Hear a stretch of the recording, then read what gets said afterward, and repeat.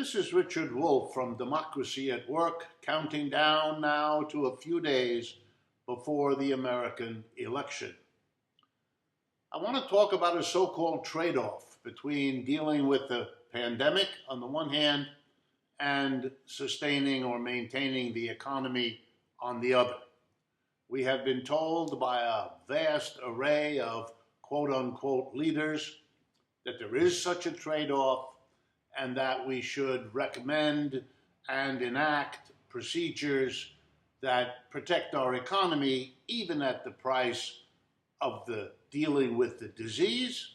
We shouldn't just focus on the disease. There's a trade-off between the disease treatment and the economic sustaining that we need to undertake as well. I want to oppose that argument. I want to criticize it. And I want to talk to you about the ulterior motives that drive it. First, the criticism. We are now in the second so-called wave of the virus. We have learned that over the summer, there were relaxations of lockdowns that had been imposed in many countries. And we're learning now that, as predicted by many epidemiologists, relaxing those lockdowns allowed, provoked a resurgence of the disease and therefore a renewal of lockdowns. So right away, it is easy for me to say, had we focused more on fighting the disease, we would not be facing a second lockdown, which, as quite a few have pointed out, is a kind of double whammy for the economy, not good for it at all, and it'll be harder for many businesses to weather a second lockdown, given how hard it was for them in the first one. Nobody in their right mind, and that does allow for a few, would argue that we should not have locked down in the first place, and those who argue that way are thankfully not taken seriously in most parts of the world. But why did it happen in the first place? Where did this trade-off nonsense begin? Well, it comes from the business community. It comes, in short, from capitalists. They don't want the economy locked down because it deprives them of profits. Let's be real clear here. Whatever their feelings about COVID-19, they don't want to lose their profits, because there are lots and lots of unemployed people, especially during and because of the pandemic.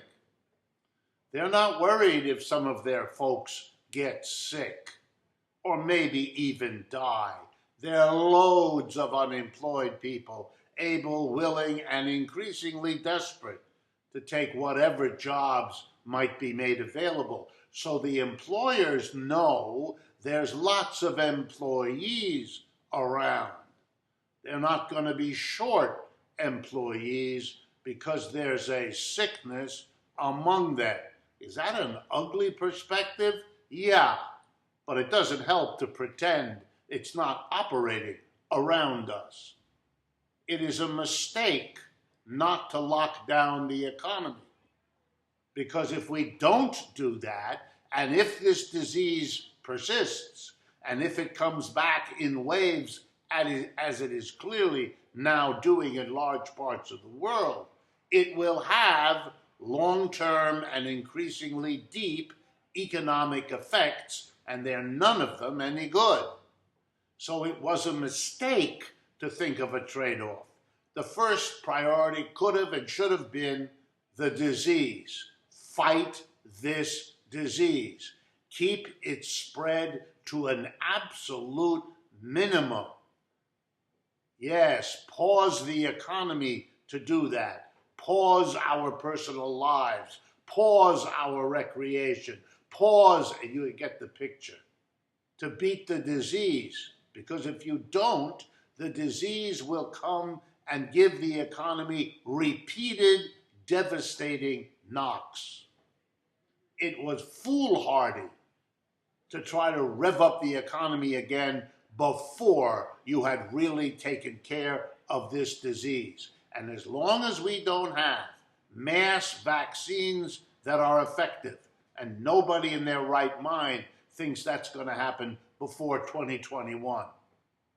Until we have that, limiting the exposure and limiting the infection and limiting the spread is the #1 priority. But I want to return to explaining why anything other than that was put forward.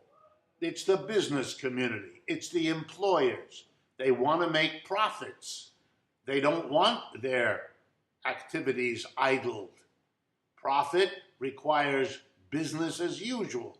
Workers working, producing more than you pay them to work so that you can accumulate the difference as profits. And that's why they pushed to reopen sooner, not later. That's why the docile politicians that do their bidding were out there pushing to reopen the economy. We shouldn't have. Here's what we should have done. We should have mobilized our public and private resources to beat the disease and to limit the damage, the long-term damage that disease was doing. Above all, and first of all, for the children, for the future of our country, the future of our society.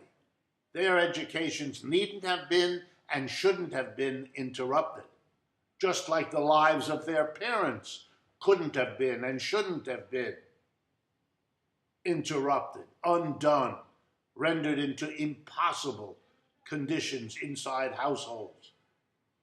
Here's the way that could have been done and should have been done. Every restaurant that had to close could have reopened as a classroom or as 2 or 3 classrooms, because that would have given us the extra space to have proper social distancing among the students and a teacher or 2. From the millions who are unemployed, the extra teachers to have classes with no more than 3 to 5 young people in them could have been arranged. Cinemas could have been used because they have big spaces for people to sit far enough away to be safe while continuing their educations. The unemployed could have been the teachers, and the unutilized spas, restaurants, movie theaters, opera houses, auditoriums of every conceivable sort could have been there to supplement the schools and thereby provide social distancing. That would have been a mobilization of the sort you could have and should have undertaken.